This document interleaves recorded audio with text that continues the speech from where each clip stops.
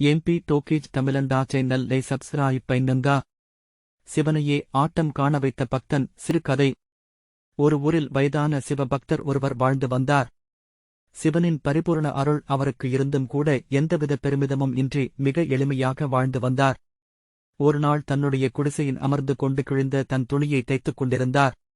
இது ஒருபுறம் இருக்க, சிவனும் பார்வதி தேவியும் உலக மக்களின் நிலை அறியவான் வெளியில் வலம் வந்து கொண்டிருந்தனர். அப்போது பார்வதி தேவி அந்த வயதான சிவபக்தரைக் கண்டார்.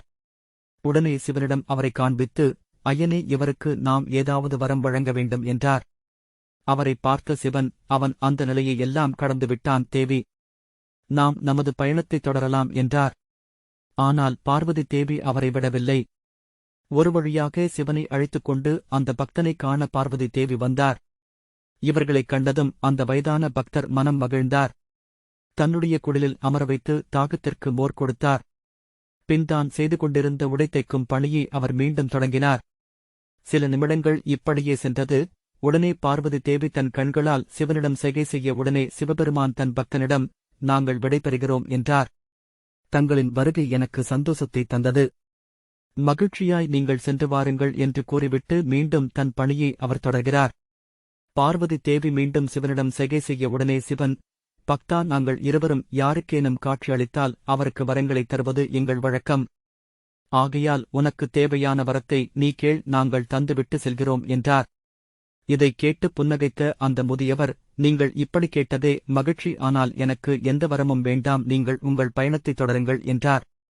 பார்வதி தேவி விடுவதாக இல்லை. நீங்கள் ஏதாவது வரம் கேட்கத்தான் வேண்டும் என்றார்.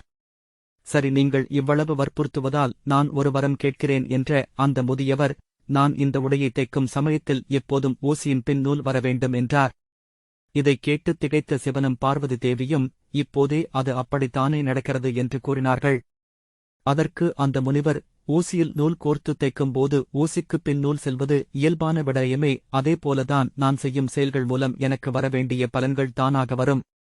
நான் நல்லது செய்தால் நல்லது வரும், கெட்டது செய்தால் கெட்டது வரும். நான் நல்லதை மட்டுமே செய்கிறேன் என்று நம்புகிறேன்.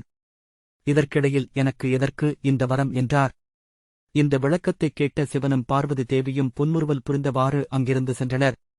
எம்பி டோக்கீஜ் தமிழண்டா சேனலை சப்ஸ்கிரைப் பண்ணுங்க.